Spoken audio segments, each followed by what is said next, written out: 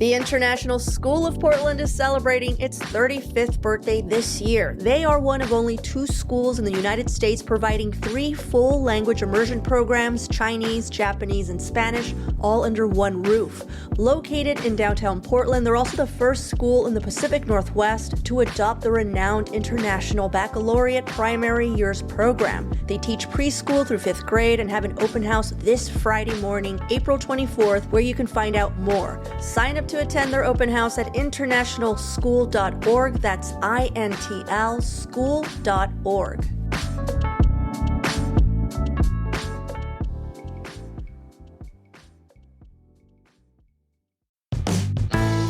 This is CityCast Portland. I'm Claudia Meza, and this is what Portland's talking about.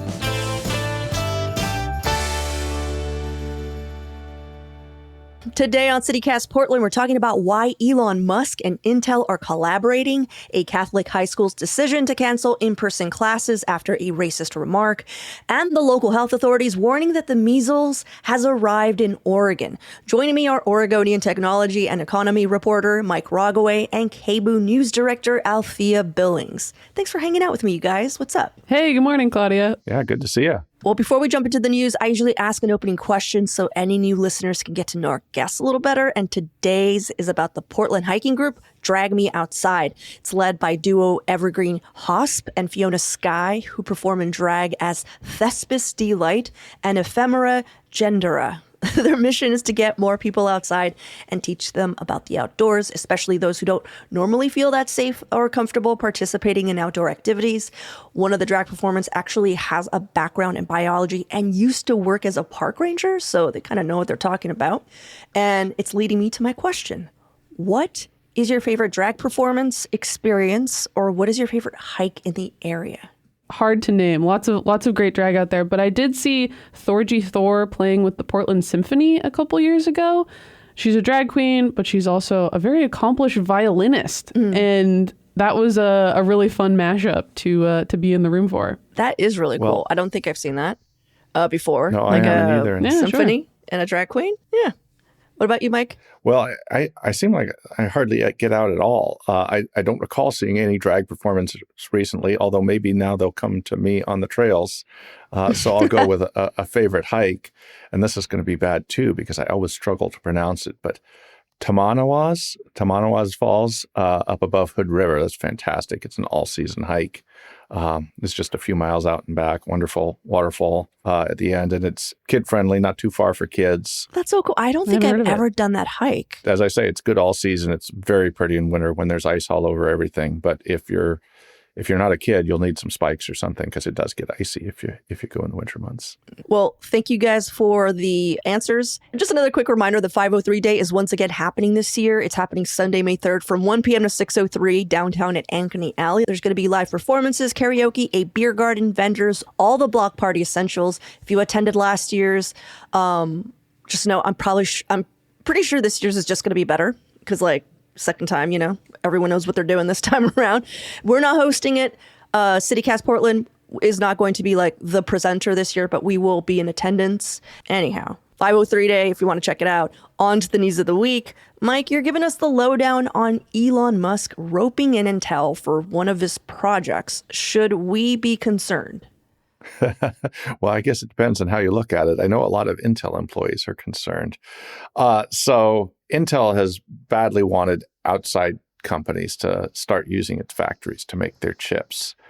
And Elon has his Terafab going. That this is the idea that rather than rely on other people to make his chips for Tesla, for XAI, for his robotics initiatives, for SpaceX, he's going to build a big fab in Texas and he's going to make them himself.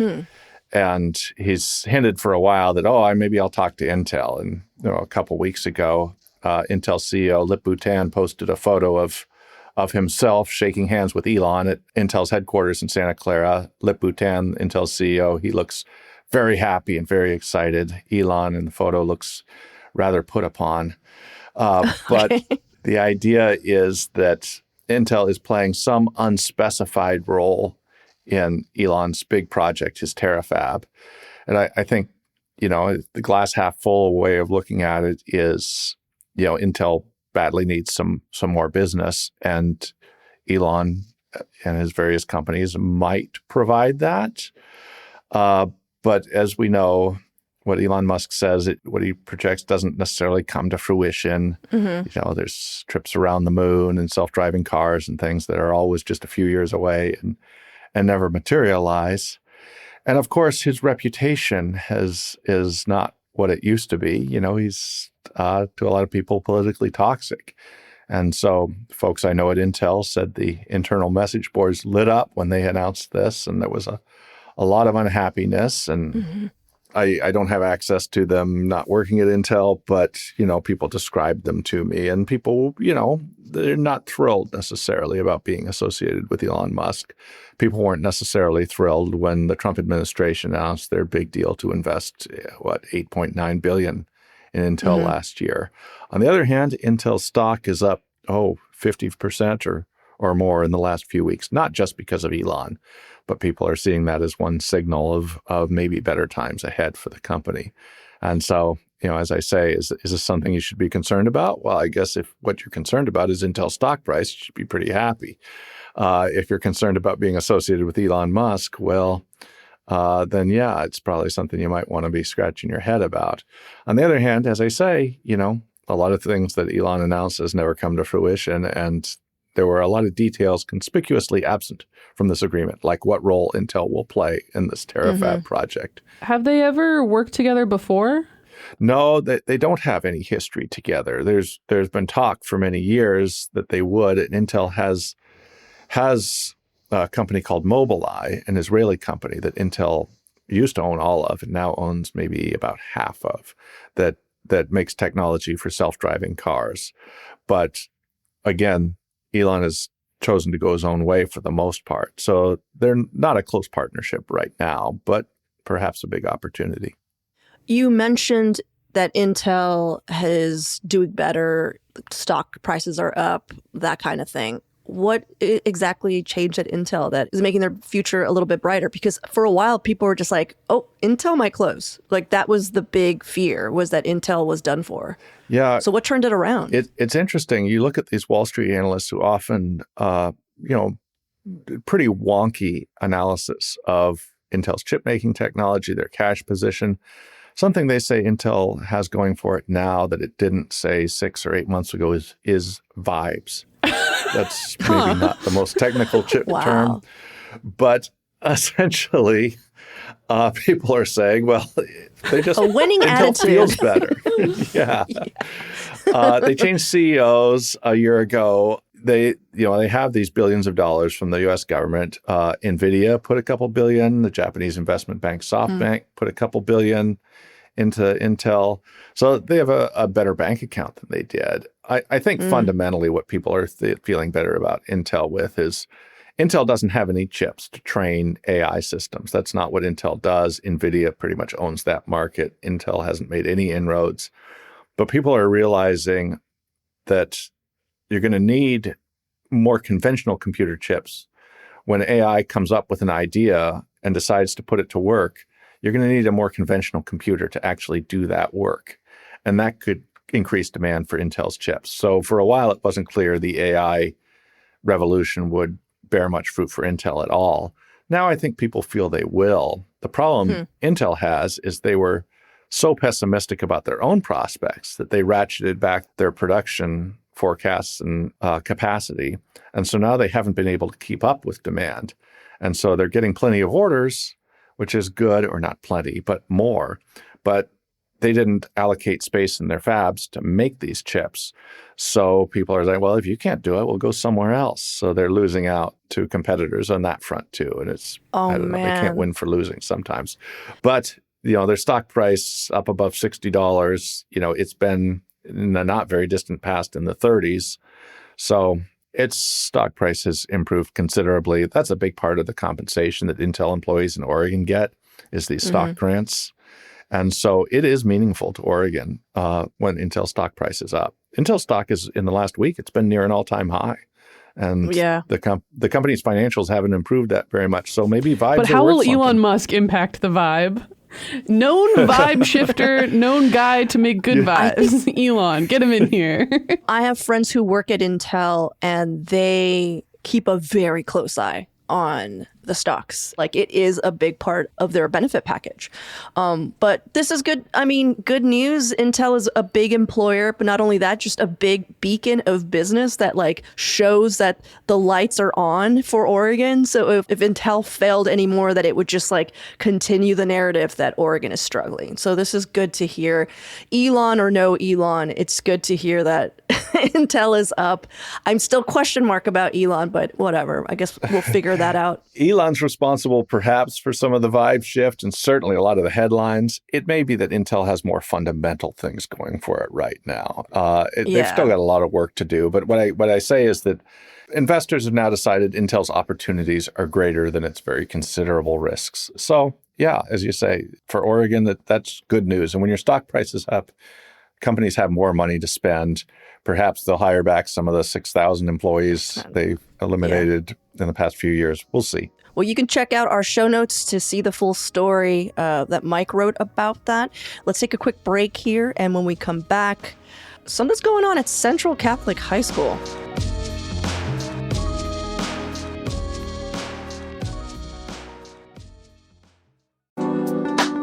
Got leftover paint, stain, or varnish taking up space in your basement or garage? You're not alone. Many of us finish a project and end up with half-used cans we're just not sure what to do with. Don't let them sit there collecting dust, taking up space. Recycle them with Paint Care. Whether it's cans from a recent renovation or years of storage, Paint Care helps ensure your paint is managed responsibly and kept out of landfills. Drop off your cans for free at one of more than 175 conveniently located drop-off sites across Oregon. To find a drop-off site near you, visit paintcare.org. That's paintcare.org.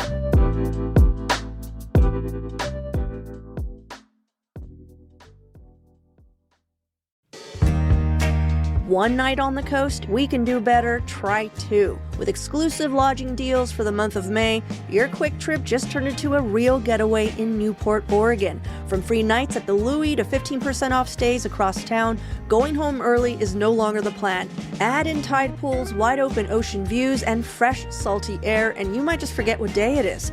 And while you're in Newport, you can explore the Oregon Coast Aquarium and their new Amazon Rainforest exhibit, or head to Oregon's tallest lighthouse, Yaquina Head Lighthouse, for sweeping views. Visit Newport this May and unlock your lodging discounts at discovernewport.com/spring. That's discovernewport.com/spring.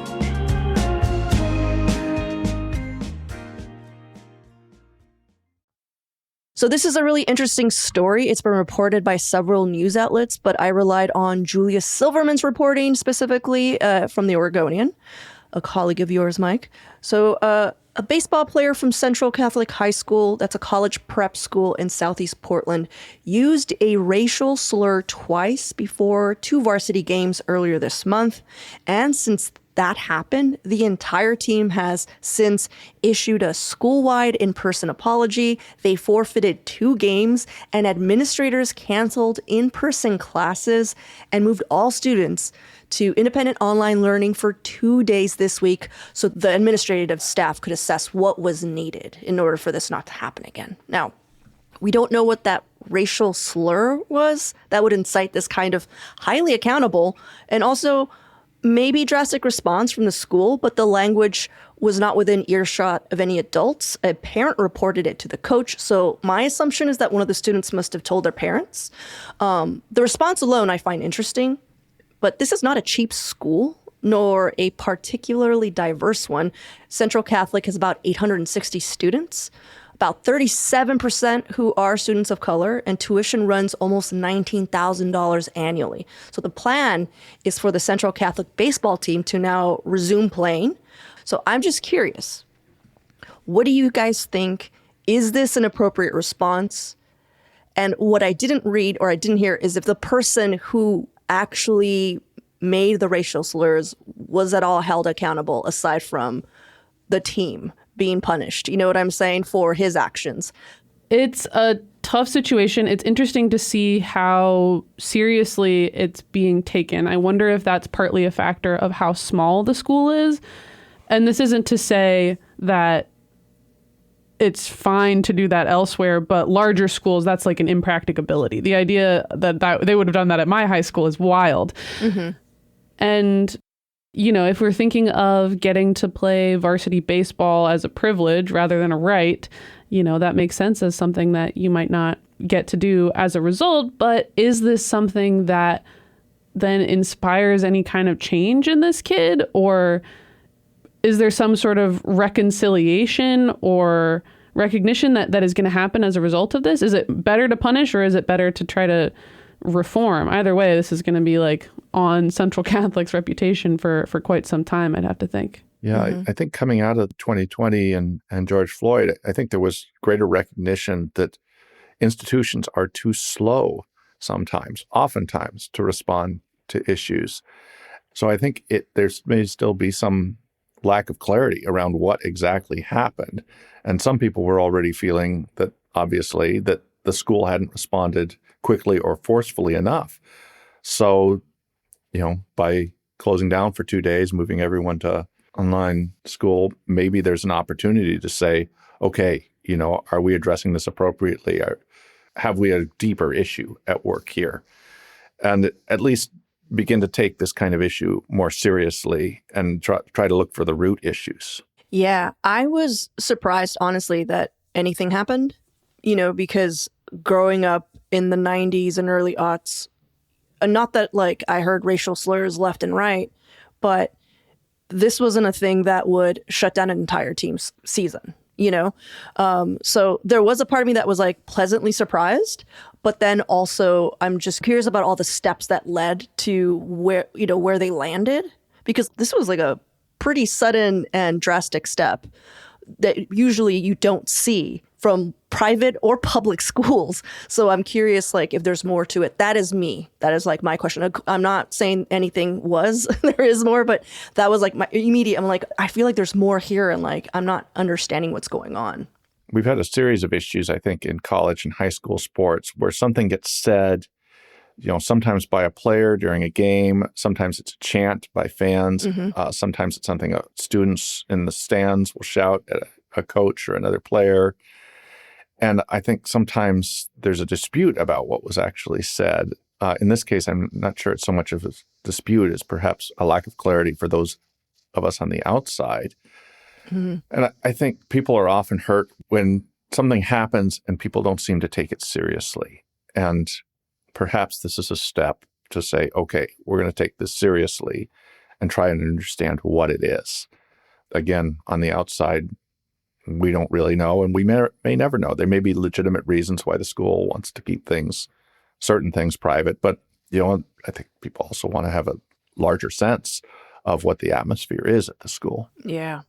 I'm curious if anything else comes out. Again, it feels like an appropriate response, and honestly surprised anything happened. Awesome. But I'm also just very curious, what this is going to lead to. And also it gives a standard almost of this is how you behave, or this is how you take care of this stuff. So I'm curious if this is going to affect other schools and how they move forward with any kind of claims of racial abuse or whatever coming from their students. Well, let's take a quick break here. And when we come back, Althea is going to give us a report on how the measles have arrived in Oregon. The measles. The measles. We've decided that it's the measles. We've decided that's how we're going to call it, the measles.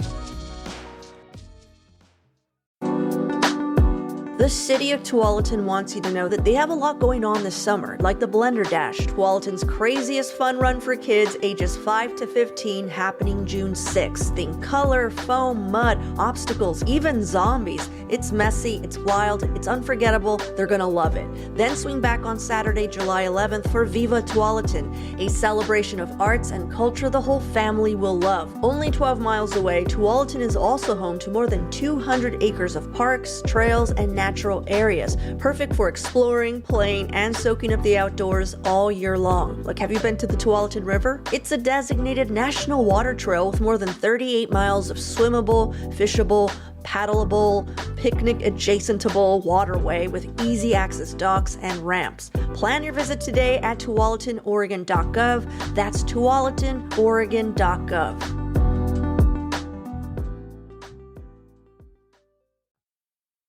Althea, what is going on? I mean, I've heard grumblings about the measles for weeks now, but it's all been like, and but we're good. Like, what is going on? The measles. Oregon hit some unfortunate milestones this past week.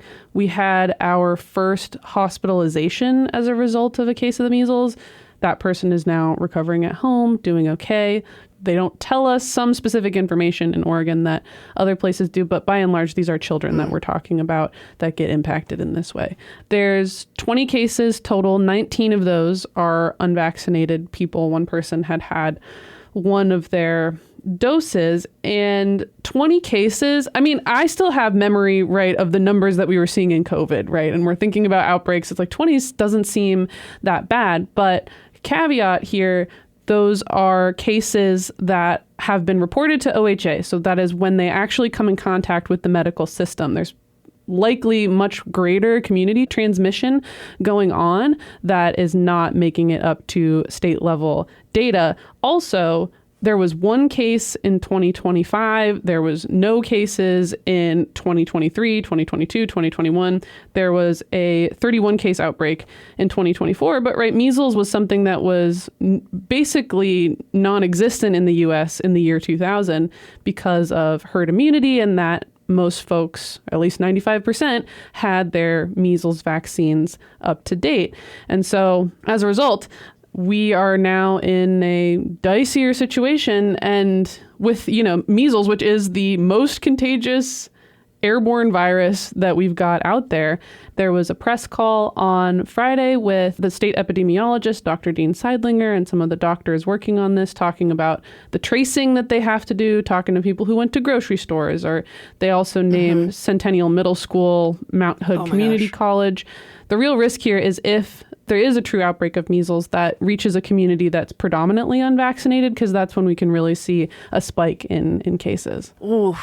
Is it right to assume that there are a lot of anti-vaxxers in Oregon? Yes, it is right to assume that.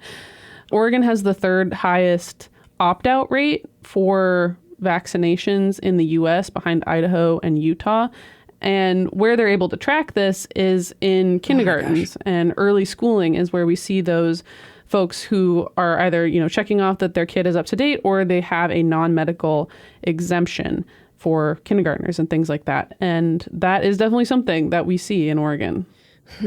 This could be a big deal, is what I'm hearing. Is like this, it seems like 20 doesn't feel like a lot, but I don't have kids, but I just know that all of my friends who have kids, they're constantly sick because of daycare and, preschool or whatever. So I can't imagine this isn't scaring some people. I would imagine that those who are vaccinated are fine, of course, because they're vaccinated. But if we do have the third largest opt-out rate in the States, this could become an issue. Yeah, and it is kids and pregnant people who are at the highest risk for this. And I think part of the issue about measles and people's skepticism about it is that for a lot of adults, we haven't really lived in a world where there was a lot of measles going around. There wasn't really a broad awareness of what sort of severity we might be looking at, what can happen with a case of the measles. And so that's led to us treating it in this way that it's not a big deal. And that was one of my big takeaways from the press call. There was an OHSU doctor speaking about how it really sucks. And even if you don't get a particularly severe case, it's still something that is entirely preventable. Yeah, I think what you said is exactly right. We forget the impact that it was in previous generations when it was almost universal. My folks are both in their 80s, and the grocery store across the street from me had a measles case, and there was a health warning issued about that. And I was going to visit my folks, and I said, well, should I not go? Have you been vaccinated? And said, we haven't been vaccinated. We had measles. Everybody did. And it was not easzy. But, and of course, even today, there are some people who can't be vaccinated. They're too young. They haven't gotten the shot yet, or for various reasons, they may have a health issue, and it sort of leaves them hanging out there. We can't tell people to get vaccinated, but it does work. We're not allowed to, or they don't let us, or I mean, it's just one of those things. Like, Althea, did you want to do a speech about it? Go ahead. No, this is my anti-vax heel turn. I'm going to start saying that. Measles, good, actually. Okay. The rash, chic. No, that's not really what I'm going to say. But in terms of vaccine skepticism, this is one that we've had since the 50s. Measles is uniquely suited to being a good thing for us to vaccinate against. The structure of the virus itself has not changed a ton since that time. And there was research that came out recently that showed that the vaccine since 1974, which is when they started researching this part of it, averted 154 million deaths worldwide, majority of those children. And so when you think about that scale, that's a big deal. And yes, it's an individual choice and what you want to do. And, I think it's all well and good to be especially skeptical of new science, things that are coming out just this very minute. But this is something that has over 50 years of efficacy and data on it. People think of Oregon as a very liberal state, and it is, but I think we forget there is a liberal strain of libertarianism too. And I think that's very baked into Oregon's character. There's a conservative strain of libertarianism in Oregon too. But I think it runs against a lot of what people in Oregon believe, is telling other people what you have to do. But obviously there are consequences.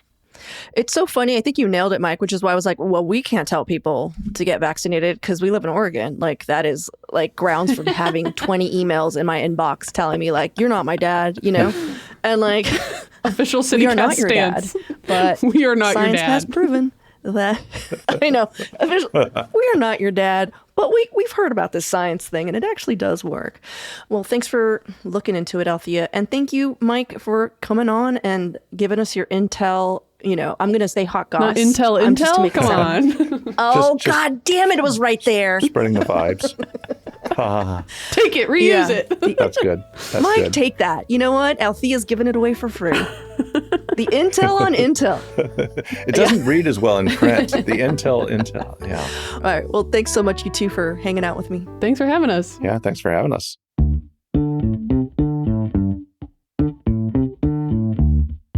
That's all for today here on CityCast Portland. Thank you so much for listening. If you enjoyed the show, share it with a friend. Leave us an amazing review. And don't forget, you can support the show and get great perks by becoming a CityCast Portland neighbor. Just visit membership.citycast.fm. We'll be back tomorrow morning with more from around the city. Until then, see you at Slim's.